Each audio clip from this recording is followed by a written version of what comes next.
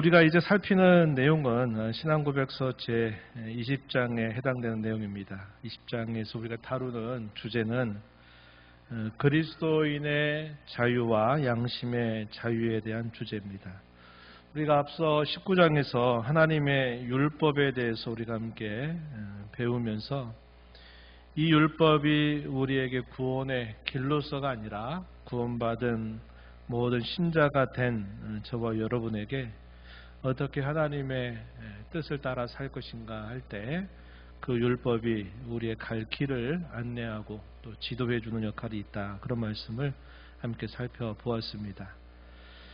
우리는 율법에 매여 있는 자가 아니라 그 율법을 넘어서서 구원받은 신자들로서 이 율법을 우리가 다루게 된다 하는 면에서 특별한 자리가 있다는 것을 살펴보았는데 20장의 내용에서는 우리가 얻은 자유가 뭐냐, 그리고 이 양심의 자유라는 게 뭐냐 하는 것에 대해서 우리에게 가르쳐 주면서 우리가 얻은 이 자유를 우리가 빼앗기지 않도록 해야 되고, 다른 사람과 관계에서는 그러한 자유를 우리의 무지한 지식이나 우리의 무지한 어떤 것들로 다른 사람의 자유를 우리가 해치지 않도록 해야 된다 하는 내용들을 우리가 오늘 살펴가게 될 겁니다.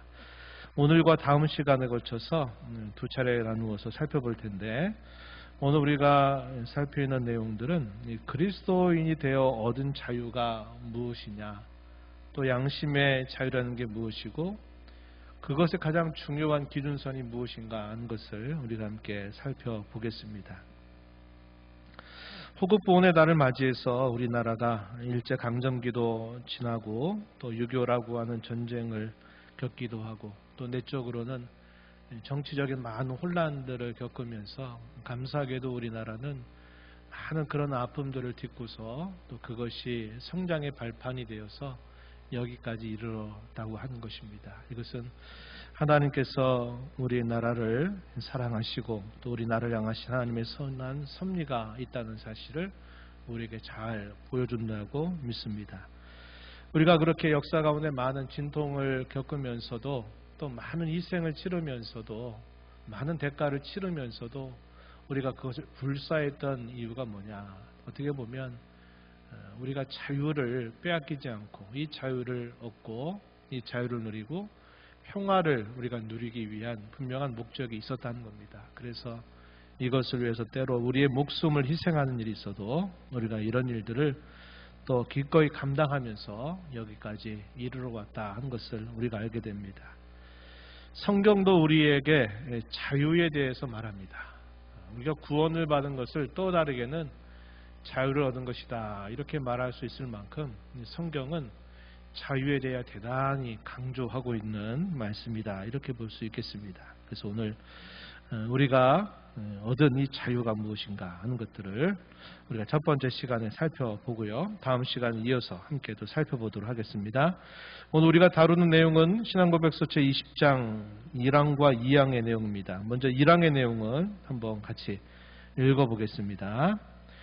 그리스도께서 복음 아래 있는 신자들을 위해 획득하신 자유는 죄책과 하나님의 정죄하시는 진노와 도덕법의 저주에서 해방이며 현재의 이 악한 세상과 사탄의 속박과 죄의 지배에서 건진받음이며 그리고 해로운 고통과 사망에 쏘는 것과 죽음의 승리와 영원한 파멸에서 건진받음이다.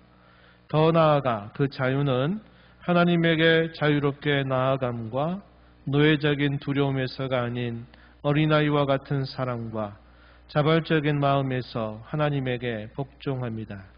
이 모든 것은 율법 아래 있던 신자들에게도 공통적으로 있었다. 그러나 신약시대의 그리스도인의 자유는 더욱 크게 증대되어 있는데, 이는 그들이 유대 교회가 복종한 의식법의 멍에에서 해방되었다는 점에서, 은혜의 보좌에 나아갈 더 큰 담대함을 얻었다는 점에서, 그리고 율법 시대의 신자들이 통상적으로 가졌던 것보다 더욱 충만하게 하나님께서 그리스도를 통해 거저주신 성령과의 교통을 누린다는 점에서다. 20장 1항의 내용에서 우리에게 전달해주는 주요 핵심적인 주제는 그리스도인의 자유가 무엇인가에 대한 그런 내용이 되겠습니다. 먼저 오늘 읽은 이 1항의 내용을 크게 두 부분으로 나눠볼 수 있겠는데, 이제 첫 번째 내용은 그리스도 안에 들어왔을 때 얻게 되는 자유가 어떤 것들인가 하는 내용이 첫 번째 주제가 되겠고, 두 번째 주제는 오늘 우리가 살고 있는 이 신약 시대와 그리스도께서 오시기 이전에 구약에 살았던 구약의 성도들과 어떤 면에서 공통점이 있고 또 어떤 면에서 차이가 있느냐 하는 것들이 이제 또 하나의 주제가 되겠습니다. 먼저 우리가 주목하는 첫 번째 주제는 그리스도 안에 들어옴으로 얻게 되는 그 자유가 어떤 것들이냐 하는 것인데, 먼저 그 요점을 정리하면 이렇게 요약할 수 있을 겁니다. 죄와 형벌 그리고 저주로부터의 자유를 우리가 그리스도 안에서 얻게 된다 하는 겁니다. 죄로부터의 자유, 또 죄를 범함으로 주어지게 되는 형벌로부터의 자유, 그리고 또 하나의 자유는 죄의 억압 혹은 죄의 세력으로부터의 자유를 우리가 확인할 수 있다고 하는 것입니다.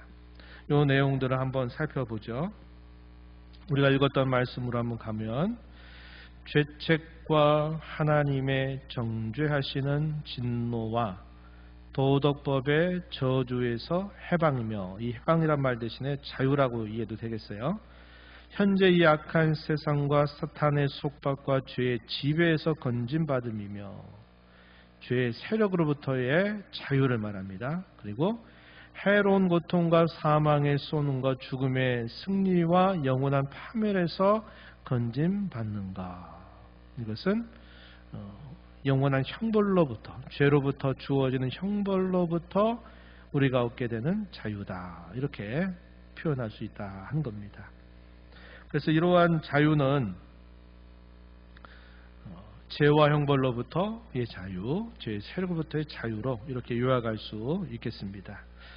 이어 관계된 내용들을 좀 성경 구절을 살펴보면은, 먼저 디도서 2장 14절 말씀에 보면은 이렇게 표현했어요.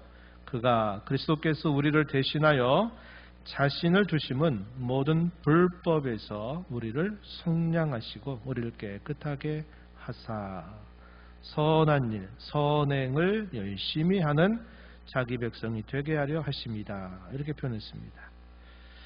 우리를 대신해서 자신을 내어주셨다. 이걸 우리가 대속이라고 부르는 거죠. 그리스도께서 그의 대속을 통해서 우리를 속량하셨다, 이렇게 말합니다. 속량, 이런 말. 어떤 값을 지불하고서, 대가를 지불하고서 그것을 사내는 것을 속량한다라는 말로 사용하는 겁니다. 그리스도께서 자신을 그 속량의 제물로 드리심으로 우리를 모든 불법으로부터 속량해 주셨다, 이렇게 표현했어요. 이하에 주어지는 골로새서 1장 13절의 내용, 또 로마서 6장 14절의 내용은 죄의 세력으로부터, 죄의 속박으로부터 우리에게 주어진 자유를 설명해 주고 있습니다. 먼저 골로새서 1장 13절 말씀 우리 같이 한번 읽어보겠습니다. 그가 우리를 흑암의 권세에서 건져내사 그의 사랑의 아들의 나라로 옮기셨으니, 여기 보면 흑암의 권세, 흑암의 나라, 흑암의 주권 아래 있었던 우리를 건져내셔서 아들의 나라, 사랑의 아들의 나라로 우리를 옮기셨다, 이렇게 말합니다. 우리가 대한민국이라고 하는 국적을 갖고 있기 때문에 우리가 대한민국에 살면서 그 나라로부터 주어지게 되는 모든 혜택, 모든 국민들이 당연히 누릴 수 있는 권리들, 그것을 우리가 그대로 다 받을 수 있는 것이죠. 그와 같이 우리가 흑암의 권세, 흑암의 왕국에 있을 때는 그 나라로부터 주어지는 것들을 우리가 떠날 수가 없었어요. 그러나 예수님의 죽으심을 통해서 우리가 그 나라에 살다가 그의 사랑의 아들의 나라로 우리가 옮겨졌다 할 때 그 나라에서 누리게 되는 모든 특권과 권리를 다 우리가 받게 되었다 이렇게 말합니다. 그것을 두고 그 세력이 옮겨졌다는 겁니다. 흑암의 권세에서 하나님 나라의 권세 아래로 우리가 옮겨졌다 이렇게 표현하는 것입니다. 로마서 6장 14절에서는 죄가 너희를 주장하지 못한다 이렇게 표현했습니다. 이 말도 역시 죄의 세력으로부터 너희가 벗어났다 하는 사실을 우리에게 말해주는 거죠. 그 원인은 더 이상 율법 아래 있지 않고 은혜 아래 있기 때문이다. 그 이유를 설명해 주었습니다. 이 말의 의미는 오늘 저와 여러분에게도 적지 않은 신앙적 도전을 건네주기도 하는 겁니다. 우리가 계속 죄 가운데 살 수 없고 죄를 범하는 것을 늘 반복하면서 살아서는 안 된다 하는 것입니다. 왜냐? 우리는 죄의 세력으로부터 우리는 원리적으로 벗어난 사람들이 되었기 때문이다 한 겁니다.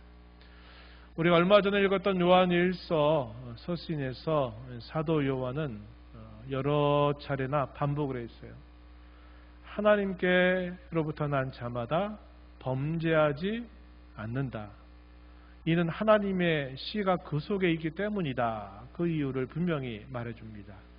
여기서 하나님께로부터 난 자가 범죄하지 않는다라고 하는 말의 의미를 우리가 문자대로 이해하는 그런 표현이 아니라 그것은 죄의 세력 아래 계속 우리가 있을 수 없다는 겁니다. 범한 죄를 또 짓고 또 짓고 하는 것에 우리가 거할 수 없다는 거예요. 왜냐? 우리에게 영원한 생명이 주어져 있기 때문에 우리가 그런 죄의 세력 아래 묶인 자로 그렇게 살 수 없고 살아서도 안 되는 자들이기 때문이다. 그 이유를 말해 주는 겁니다. 그래서 우리가 습관적으로 어떤 죄를 범할 때가 있습니다. 그런 죄에 대하여 별스럽지 않게 생각하는 것이 아니라 그런 문제들이 반복적으로 일어난다는 얘기는 내가 그 부분에 있어서 대단히 지금 우리의 원수인 사탄에게 그 약점이 노출되어 있다 하는 뜻도 되고, 그렇기 때문에 우리가 매우 조심하는 태도를 가져야지 우리가 모든 죄를 계속 범해도 언제든지 내 죄를 용서하시는 주님이 계시니까 그걸 별스럽지 않은 것처럼 여기는 태도는 바람직한 신앙 자세는 아니다 하는 것을 우리가 기억해야 되겠습니다. 고린도전서 15장 55절 이하의 이 말씀은 죄의 형벌인 사망, 이 사망의 권세를 우리가 깨뜨리는 그런 은혜를 입었다 하는 것을 약속하고 있는 말씀입니다. 고린도전서 15장 55절에 사망아 너의 승리가 어디 있느냐, 사망아 내가 쏘는 것이 어디 있느냐, 또 57절에 우리 주 예수 그리스도로 말미암아 우리에게 승리를 주시는 하나님께 감사한다 이렇게 말합니다. 이것이 그리스도 안에 있는 자들에게 주어지는 자유라고 하는 것을 분명히 밝혀줍니다. 로마서 5장 1절에서도 우리가 예수 그리스도로 말미암아 하나님과 화평을 누리게 된 것, 이것이 우리가 그리스도 안에 있는 자에게 당연히 주어지는 그러한 자유임을 우리에게 분명히 보여주고 있습니다. 또 하나님의 자녀되는 그런 권세를 얻기 때문에 우리가 하나님을 아빠 아버지라고 부르질 수 있다. 그래서 오늘 신앙고백서 내용에서는 우리가 하나님 앞에 자유롭게 나아갈 수 있는 것, 또 노예적인 두려움에서가 아니라 어린아이와 같은 사랑과 자발적인 마음에서 우리가 하나님 앞에 복종한다 이렇게 말했는데, 우리에게는 이런 하나님의 자녀된 그런 권세로 말미암아 하나님 앞에 언제든지 자유롭게 나아갈 수 있는 그러한 은혜를 얻었다 이렇게 가르쳐주고 있습니다. 그래서 우리가 이제 그런 것들을 확인할 수 있죠. 우리가 하나님의 이름을 부를 때 아버지, 하나님 아버지, 때로 하나님 아빠 이렇게 우리가 부를 수 있다는 것은 하나님과 우리와의 관계가 그만큼 자유롭게 되었다. 그 자유가 얼마나 풍성하게 주어졌는가 하는 것을 우리에게 가늠하게 해주는 그런 표현들이 되겠습니다.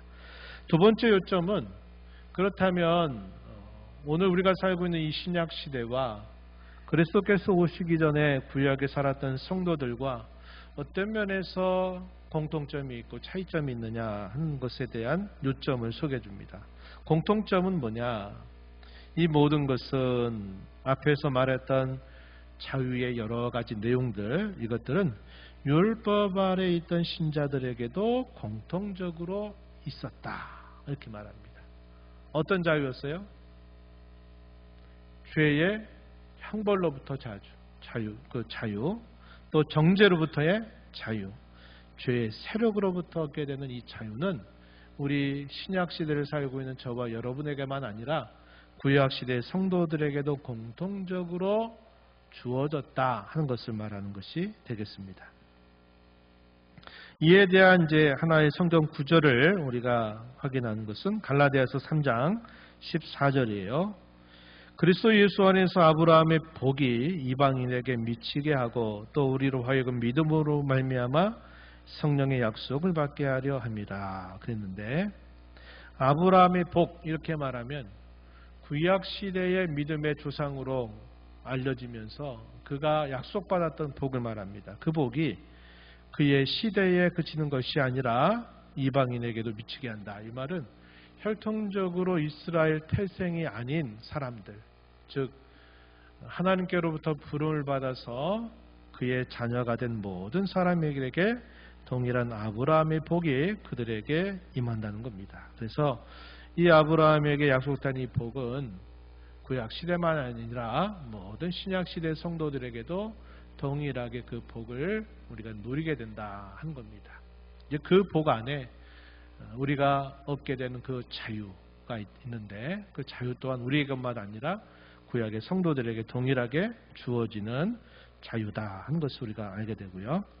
차이점에 관해서는 또 어떤 면에서 분명한 차이가 있다는 사실을 말해주는데 신앙고백서의 표현을 보면은 그러나 신약 시대의 그리스도인의 자유는 더욱 크게 증대되었다 이렇게 말합니다. 공통점도 있지만 그 정도에 있어서는 분명한 차이도 있다 이렇게 말해주는 겁니다. 그럼 그 차이라는 게 어떤 것들이냐 하는 것들을 몇 가지로 소개하는데요. 유대 교회가 복종한 의식법의 멍에에서 해방되었다는 점에서 그렇고 또 은혜의 보호자 앞에 나아갈 더 큰 담대함을 얻었다는 점에서 그렇고 또 하나는 율법시대 신자들이 가졌던 것보다 더욱 충만하게 성령과의 교통을 누린다는 점에서 그렇다. 세 가지를 설명했습니다. 첫 번째, 의식법의 멍에라는 것 우리가 앞에서 살펴봤죠. 율법 안에는 세 가지 내용적으로 구별되는 법들이 있었다 그랬습니다. 가장 이제 중요하게 우리가 생각하는 것이 도덕법, 십계명으로 잘 요약된 도덕법이 있었고 또 하나는 그 구약 시대 제사법, 이걸 의식법이라고 부른다 그랬죠. 그래서 구약에서 어떤 제사를 드리느냐, 또 그 제사를 드리는 종류에 따라서 어떤 제물을 어떤 방법으로 드리냐 하는 것이 레위기에서 구체적으로 제시되었기 때문에 무분별하게 드릴 수가 없었습니다. 그것들이 다 의식법 혹은 제사법 아래에서 있었던 것이에요. 그러한 모든 규례들이 오늘을 살고 있는 저와 여러분에게는 이제 완성되어 폐지되었다. 우리가 하나님의 율법을 배우면서 그 이야기를 다루었습니다. 그래서 의식법의 멍에서 해방되었다. 만약에 멍에서 해방되지 않았다라는 말은 어떤 말일까요? 우리도 오늘날 예배하러 오면 짐승 가지고 와야 되고 아무렇게 예배하는 게 아니라 속건제를 드리냐, 속죄제를 드리냐, 번제를 드리냐, 화목제를 드리느냐, 이런 제사의 방법에 따라 또 다른 제물을 가져오고 또 다른 방법으로 드려야만 되는 일이 우리에게도 의무적으로 요구된다고 하는 말이에요. 그러나 우리가 아는 바와 같이 그리스도께서 완전한 희생의 제사를 드리고 난 이후로부터는 이 구약의 의식법은 완성되어 폐지되었다. 이 말은 의식법의 멍에로부터 우리는 해방되었다 하는 점에서 우리는 구약의 성도들보다 훨씬 더 그 자유가 증대되었다 하는 말이죠. 그렇죠. 여러분 한번 상상해 보세요. 오늘 예배하러 오는데 구약시대 같았다. 그러면 그게 얼마나 우리에게 번거롭고 얼마나 힘든 일인지 몰라요. 그런 번거로움과 힘든 일만이 전부가 아니죠. 그러한 희생의 제사들이 우리의 죄를 온전히 용서하지 못한다는 명백한 한계가 있기도 하다는 겁니다. 이제 우리는 그런 것으로부터 해방되었다. 그리고 두 번째는 은혜의 보좌 앞에 나아간다는 것도 구약의 이 제사에서 우리가 잘 볼 수 있는 바죠. 오전 시간에 말씀을 드린 것처럼 유대의 달력으로 7월이 될 때 7월 10일은 대속죄일이라고 하는 큰 절기가 있습니다. 이 절기 때는 대제사장이 그것도 1년에 단 한 번만 지성소 하나님의 법궤가 있는 그곳으로 이날만 하루 들어갈 수 있도록만 허용되었어요. 이 지성소, 우리가 여기에 이거를 다르게는 하나님의 보호자가 있는 곳이다 이렇게 말해요. 그래서 구약시대 때는 이렇게 하나님의 보호자, 하나님의 가까이 나아가서 그분을 대면할 수 있다 하는 것도 1년에 단 한 번만, 그것도 대제사장만 들어갈 수 있도록 허락이 된 겁니다. 그런데 예수님이 십자가에 죽으시던 그 운명의 순간에 예루살렘 성전에서 성소와 지성소를 구별해 주는 이 휘장이라고 하는 것이 반으로 쭉 찢어져 버리죠. 이 사건이 의미하는 바는 이제 성소와 지성소의 구분이 그리스도의 죽음 이후는 그런 구분이 필요 없어졌다는 겁니다. 이 말은 더 이상 눈에 보이는 성전은 이제 필요 없어졌다는 것을 보여주는 거죠. 그래서 그때 이후로 눈에 보이는 성전은 존재하지 않게 되었다는 것이 성경이 우리에게 가르치는 바입니다. 그래서 그런 면에서 우리가 히브리서의 가르침대로 우리가 언제든지 그리스도의 공로를 힘입어서 하나님의 보호자 앞에, 은혜의 보호자 앞으로 담대히 나아갈 수 있게 되었다 하는 면에서 우리가 구약의 성도들이 얻은 그 자유보다 훨씬 더 풍성한 자유를 얻게 되었다 이렇게 말해 주는 겁니다. 이에 관한한 히브리서 4장 14절 9절입니다. 우리 같이 한번 읽어봅니다. 그러므로 우리에게 큰 대제사장이 계시니 승천하신 이 곧 하나님의 아들 예수시라. 우리가 믿는 도리를 굳게 잡을지어다. 16절 계속 읽어봅니다. 그러므로 우리는 긍휼하심을 받고 때를 따라 돕는 은혜를 얻기 위하여 은혜의 보호자 앞에 담대히 나아갈 것이니라. 아멘. 은혜의 보호자 앞에 나아갈 수 있게 됐다. 이런 말들은 다 상징적인 표현이죠. 여러분들이 이해할 때 우리가 하나님 앞에 가게 되면 거기에 보호자가 있겠거니 이런 상상을 하면 안 됩니다. 이것은 우리가 이해할 수 있는 언어로 표현되고 있는 상징적 표현이에요. 하나님 보호자 앞에 나간다는 말의 의미가 뭘까요? 하나님을 가장 가까이에서 대면한다, 만난다 이런 의미를 담고 있는 겁니다. 근데 이 하나님의 보호자에 대한 이 상징은 성경의 다른 표현들을 통해서 보면요. 히브리서 4장 16절에서 은혜의 보호자 이렇게 말하고 또 한자말로는 시은소 이런 말을 구약시대에 쓰기도 했어요. 그런데 또 다른 성경의 표현 보면 이것이 하나님의 어미로운 심판을 행하시는 보호자가 되기도 한다는 겁니다. 그래서 이 보호자가 심판의 보호자가 있고 은혜의 보호자가 따로 있는 게 아니라 하나님의 면전에서는 어떤 자들에게는 심판이 행사되고 어떤 자들에게는 가까이 하셔서 은혜를 베푸시는 그런 자리가 되기도 한다는 겁니다. 그래서 그리스도로 말미암아 우리 믿는 신자들에게 하나님의 보호자는 심판의 보호자가 아니라 은혜의 보호자가 된다 하는 것도 우리에게 주어진 자유의 그 크기가 얼마나 풍성한가 하는 것을 충분히 보여주는 말이 되겠습니다. 요한복음 7장 37절 38절에서는 뭐라고 표현했냐면 성령께서 그들에게 강림하시자 한 그 표현과 관계에서 이런 말씀을 예수님이 하신 바 있습니다. 나를 믿는 자는 성경의 이름과 같이 그 배에서 생수의 강이 흘러나오리라. 이는 이 생수의 강 흘러나온다 하는 말을 설명해 주기를 이는 그를 믿는 자들, 그리스도를 믿는 자들이 받을 성령을 가리켜 말씀하신 것이다. 이렇게 말했습니다.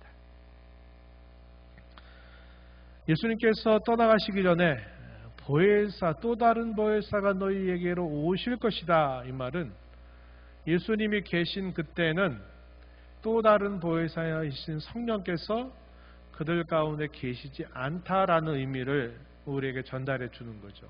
왜? 보혜사이신 예수님이 그들 곁에 있다는 거예요. 근데 보혜사이신 예수님이 이제 그들 곁을 떠나가시게 될 때, 하늘로 승천하시게 될 때 또 다른 보혜사가 너희에게로 오신다는 겁니다. 그가 곧 성령 하나님을 말하는 거예요. 그래서 이 성령의 임재, 성령의 내주 이러한 것도 신약 시대에 우리가 누리는 그 정도가 훨씬 더 크다 이렇게 말할 수 있는 겁니다. 여기서 오해하지 말 것은 그럼 구약 시대 때는 성령이 신자들 가운데 계시지 않았느냐 이렇게 말하면 안 된다 하는 겁니다. 안 돼요. 성도가 구원을 받을 수 있으려면 성령이 함께 하셔야만 된다는 거예요. 그래서 그런 면에서는 신약을 사는 우리나 구약시대를 살았던 믿음의 선진들에게나 성령은 동일하게 그들 가운데도 계셨어요. 그러나 이런 특별한 의미에서 성령이 오순절날 강림하심으로써 그의 교회에 강림하시고 신자들의 심령에 강림하신다라는 이런 특별한 면에서는 구약의 성도들과 오늘 저와 여러분에게는 분명한 차이가 있다고 하는 겁니다. 그래서 신앙고백서에서는 이와 같이 세 가지 이유로 구약의 성도들이 누렸던 그 자유보다 오늘 저와 여러분이 그리스도 안에서 누리는 자유가 훨씬 더 증대되었다, 더 풍성해졌다 이렇게 우리에게 가르쳐주고 있는 겁니다. 두 번째 항목으로 넘어가 볼게요. 함께 같이 또 읽어보겠습니다.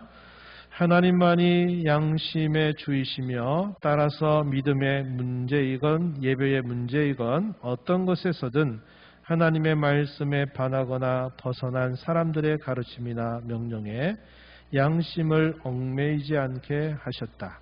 그러므로 양심 때문에 그런 가르침을 믿거나 그런 명령에 복종하는 것은 양심의 참 자유를 저버리는 것이다. 그리고 맹목적인 신앙과 절대적이고 맹목적인 복종을 요구하는 것은 양심의 자유를 파괴하는 것이며 이성도 역시 파괴하는 것이다. 이렇게 말합니다. 여기서는 이 양심의 주, 양심의 자유를 말하는 겁니다. 이 그리스도인의 얻게 된 자유와 이 양심의 자유가 서로 다른 것이냐? 그렇지는 않습니다. 그런데 이 양심, 하나님이 모든 사람을 창조하실 때 고유하게 주신 그 마음에 새긴 율법, 이게 바로 양심이라고 그랬어요. 그 양심은 우리 믿는 자에게만 있는 게 아니라 믿지 않는 다른 이들에게도 이 양심은 있습니다. 근데 문제는 뭐냐? 그 양심이 어떤 성격을 갖느냐 하는 면에서는 근본적인 차이점이 있다고 하는 것입니다. 양심을 사람의 마음속에 새겨주신 분이 하나님, 곧 양심을 주신 분이 하나님이시다 할 때 그 양심의 절대적인 기준은 하나님이시 되시는 거고, 그래서 여기 뭐라고 말했냐면 양심의 주라는 말을 사용합니다. 그리고 그 양심의 중요한 기준을 무엇으로 우리가 가릴 수 있느냐 할 때 곧 하나님이 주신 그의 말씀이 이 양심에 있어서 절대적인 기준이 된다는 사실을 우리에게 가르쳐 주는 겁니다. 야고보서 4장 12절 말씀에 보면요. 입법자와 재판관은 오직 한 분이시니 능히 구원하기도 하시며 멸하기도 하시느니라 이렇게 말합니다. 입법자와 재판관이 바로 하나님이시다 이렇게 말해요. 어떤 법을 세우고 세운 법에 따라서 이것이 옳다 그르다 판결을 내리시는 분은 오직 하나님이시다 이렇게 말하는 겁니다. 그래서 이러한 것들은 사람이 이 자리를 대신할 수 있는 게 아니라 입법자와 재판관이신 하나님만이 이 일을 하실 수 있다 하는 사실을 말해주는 겁니다. 그래서 양심의 주는 오직 하나님이시다 하는 사실이고 그 양심이 올바르냐 바르지 않느냐 한 것들에 대한 기준은 역시 하나님이신데 곧 그가 주시는 말씀이 이 양심에 있어서 그것이 절대적인 기준이 된다 하는 겁니다. 이어지는 표현을 보면요. 양심의 자유와 그 기준이 곧 하나님의 말씀인데 믿음과 관계된 문제이든지 예배와 관계된 문제이든지 더 나아가서 어떤 것에서든지 하나님의 말씀에 반대되거나 벗어난 사람들의 가르침 또 그들의 명령에 양심을 얽매이지 않게 하셨다 이렇게 말합니다. 국가적인 권력을 힘입어서 예를 들어서 우리가 지난번에 읽었던 1세기 말의 교회 도미티안 황제 가운데 황제가 다스리는 동안에 황제 숭배를 강요하고 그것을 거절한 자들을 죽이려고 했단 말이죠. 그럴 때 국가적인 권력을 가지고 이 로마 황제가 법을 제정한 거죠. 내가 곧 신이다. 나에게 경배하라 한 것을 요구하고 그것을 어긴 자에게 죽음이다 이렇게 강요할 때 예수 믿는 사람들이 무엇 때문에 그것을 거절하면서 목숨을 하나님께 드렸을까요? 바로 이 양심을 그가 해치는 명령을 내렸기 때문이다 하는 겁니다. 국가적인 권력이 아무리 권세가 있고 힘이 있다 할지라도 양심의 주이신 하나님과 그분의 말씀에서 벗어나는 것은 양심을 해치는 것이 된다는 겁니다. 그래서 양심의 자유를 지키기 위해서 많은 순교자들이 있었다 하는 것을 우리에게 보여주는 겁니다. 그래서 이러한 문제는 믿음과 관계된 것뿐만 아니라 예배와 관계된 것 심지어 모든 것에 있어든지 간에 다른 사람을 하나님의 말씀에 정당한 근거 없이 다른 사람에게 이렇게 하시오, 이렇게 하지 않으면 안 됩니다, 이렇게 하지 않으면 어떤 피해를 받을지 모릅니다 이렇게 해서 그 사람이 가지고 있는 고유한 양심을 해치는 것은 하나님 앞에 큰 범죄 행위가 된다 하는 것입니다. 우리가 1세기 당시 초대교회 가운데 이런 말씀 우리가 기억해 볼 수 있어요. 사도행전 4장 19절에 보면 베드로와 요한이 산헤드린 공회 앞에서 했던 말을 우리가 떠올려 볼 수 있습니다. 4장 19절에 보면 하나님 앞에서 너희의 말을 듣는 것이 하나님의 말씀을 듣는 것보다 옳은가 판단하라. 이게 무슨 말입니까? 당시 산헤드린 공회의 권위를 가지고 당시 나사렛 예수의 부활을 전하는 이 사도들에게 나사렛 예수에 대해서 이름도 부르지 말고 말도 하지 말아라. 그렇지 않으면 너희 가만히 안 둘 것이다. 이렇게 협박하고 봉갈했을 때 당시에 이 베드로와 요한이 대답한 말입니다. 너희가 아무리 산헤드린 공회를 가지고 이렇게 말을 한다 하더라도 양심의 주 되신 하나님 앞에서 무엇이 옳은가를 판단할 때 너희들의 그 요구는 이 우리의 양심을 해치는 것이 된다는 겁니다. 우리는 하나님의 말씀만을 따를 자유가 우리에게 있다. 그러므로 우리는 너희들의 말을 듣지 않겠다. 이렇게 말한 것이죠. 그래서 이러한 모습들이 이런 자유의 관계에 있어서 얼마나 이 성경 이 부분을 강조하고 있는가를 우리에게 보여주고 있는 말씀이다 보는 겁니다. 예를 들어서 우리가 신앙의 이름으로 다른 사람의 고유한 이 양심을 속박하려고 할 때 우리가 범죄할 수 있다는 것을 조심해야 합니다. 대개 이러한 일들이 어디서 많이 나타날까요? 카리스마틱, 아주 은사를 강조하고 은사가 많은 교회나 그런 지도자들은 이런 문제들로 인해서 성도들의 양심을 이렇게 속박하는 일들이 많아요. 그들이 하는 게 뭐냐면 획일화시키는 거예요. 이렇게 다 하라고 하는 겁니다. 이렇게 하지 않으면 안 된다는 거예요. 이렇게 하지 않으면 나가라 이렇게 말하고, 그것은 대단히 잘못된 것처럼 이렇게 말하고 강요하고, 그렇지 않은 사람들을 대단히 나쁜 사람처럼 잘못하는 것처럼 이렇게 그런 사람들을 추궁하는 것은 그 사람이 가지고 있는 고유한 양심을 해칠 수 있는 죄를 범하는 꼴이 되는 겁니다. 그래서 이 양심의 자유의 문제는 대단히 중요해요.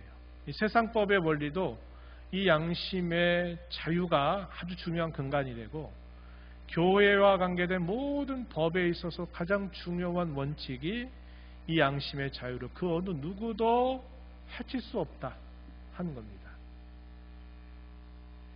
예를 들어 이럴 수 있잖아요. 가장 쉬운 예로 막 찬송을 부르는데 박수 우리가 치고 하자고 이렇게 요구할 수 있어요. 근데 예를 들어서 막 박수 치는데 어떤 사람이 박수 치는 게 좀 어색해서 안 쳤어요. 그러면 이 박수 치는 것에 익숙하고 이런 걸 요구하는 사람들이 박수 안 친 사람, 당신은 뭐냐고. 우리 다시 박수 치고 있는데 당신은 박수도 안 치고 가만히 있냐고. 우리가 권유할 수는 있지만 이런 문제 가지고 당신은 이렇게 안 하니까 당신은 잘못하고 죄를 범한 것처럼 이렇게 그 사람을 그렇게 몰아붙이는 것들은 양심의 자유를 해치는 문제가 될 수 있는 겁니다. 아멘을 좀 많이 해주세요. 요구할 수 있죠. 좀 하십시오. 필요할 때 해도 됩니다. 하셔도 돼요. 그런데 아멘을 하라고 했는데 안 해요. 하시오. 안 해요. 그러면 그거 안 한다고 해가지고 그 사람을 죄인으로 정죄하거나 이렇게 해가지고 그 사람을 마치 그 무리에서 이렇게 쫓아내는 식의 분위기를 만드는 것도 뭐가 됐느냐. 그것도 어떻게 보면 그 사람의 양심을 해치는 문제가 될 수 있는 겁니다. 그러니까 그럴 때는 기다려주기도 하고 권면할 수 있지만 그게 마치 아주 중요한 어떤 옳은 문제인 것처럼 이런 문제를 이렇게 확대시키거나 할 때 이것들도 그 사람이 가진 양심을 해치는 일이 될 수 있다는 겁니다. 그래서 명백하게 하나님께서 말씀을 통해서 이것이 옳다 그르다 하는 문제 관계에 가지고 그렇지 않은 문제들을 가지고 마치 그거 왜 안 하냐, 안 하면 어떻게 된다 막 이렇게 가지고 그 사람을 속박하고 하는 것들은 그 사람이 가지고 있는 양심을 해칠 수 있는 그런 문제가 될 수 있다는 겁니다. 그래서 그런 부분인 것만큼 이 양심을 해치는 일들은 교회라고 하는 그런 어떤 권세를 가지고서 혹은 목사이기 때문에 혹은 누가 어떤 지위가 있다 그래서 그러한 양심의 자유를 속박하고 억압하는 것은 그것은 잘못된 것이다 하는 겁니다.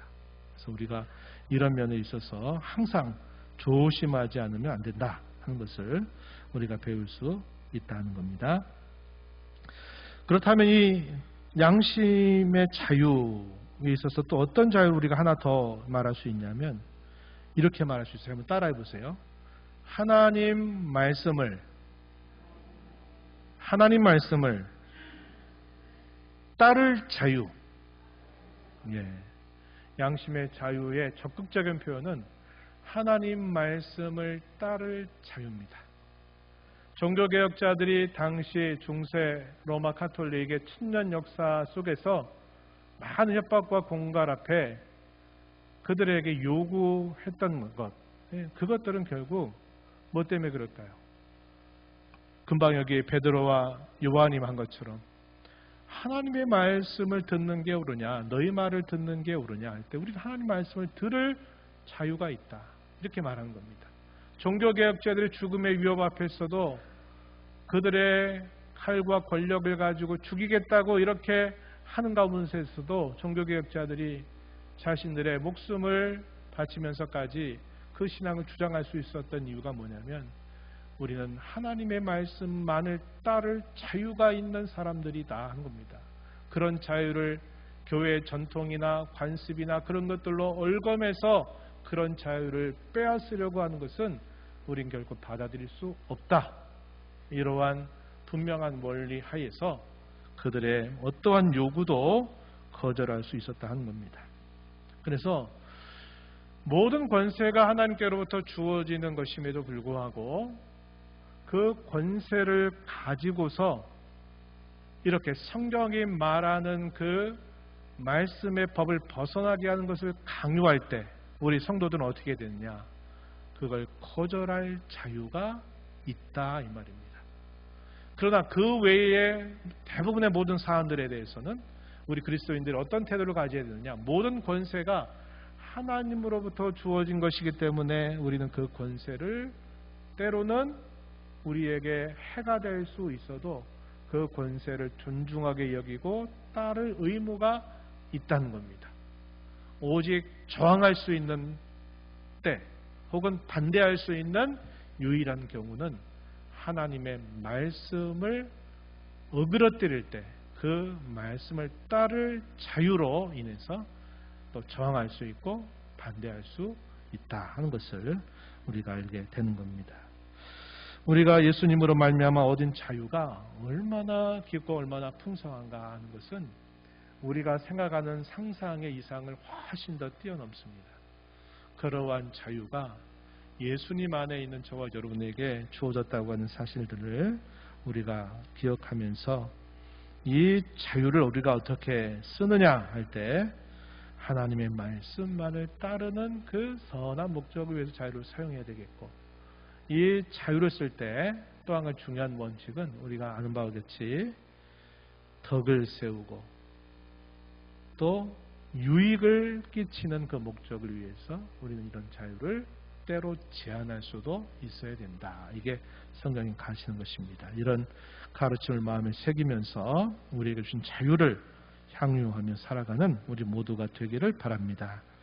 하나님 아버지 감사합니다. 오늘 저희에게 주신 이 가르침을 통해서 예수님 안에 있는 저희에게 주어진 자유가 어떤 것들인지 저희가 오늘 살펴보고, 특별히 앞선 믿음의 선배들, 구약시대에 살았던 믿음의 선배들보다 오늘 이 신약시대에 살면서 저희가 누리는 이 자유가 훨씬 더 풍성하고 깊다는 사실 또한 저희가 오늘 배웠습니다. 주님으로부터 얻게 된 이 자유를 빼앗기고 죄의 또 종로를 타는 자들이 아니라 하나님의 뜻을 즐거이 행하며 살아가는 저희가 되게 하시고, 이 자유를 통해서 주님께 영광 돌리고 주님의 성도들을 세우고 덕을 끼치는 일에 잘 사용할 줄 아는 저희들이 되게 해 주시옵소서. 예수님의 이름으로 기도드리옵나이다. 아멘.